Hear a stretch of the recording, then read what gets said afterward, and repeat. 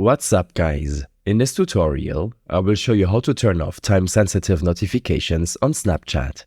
This should be quite an easy tutorial. For more information, click on the first link in the description below. While using your iOS device, close Snapchat and open your iOS settings app. Here, scroll down until you can find the Snapchat settings. In the Notifications tab, you can allow Snapchat to send you notifications and disable the time-sensitive notifications, which will be delivered immediately and stay on your lock screen for an hour. Below, you have additional notification settings, such as showing them on your lock screen, in the notification center, or as a banner.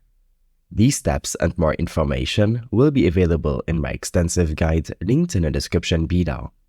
I hope this helped you out. Leave a comment if you have any questions, and see you in the next one.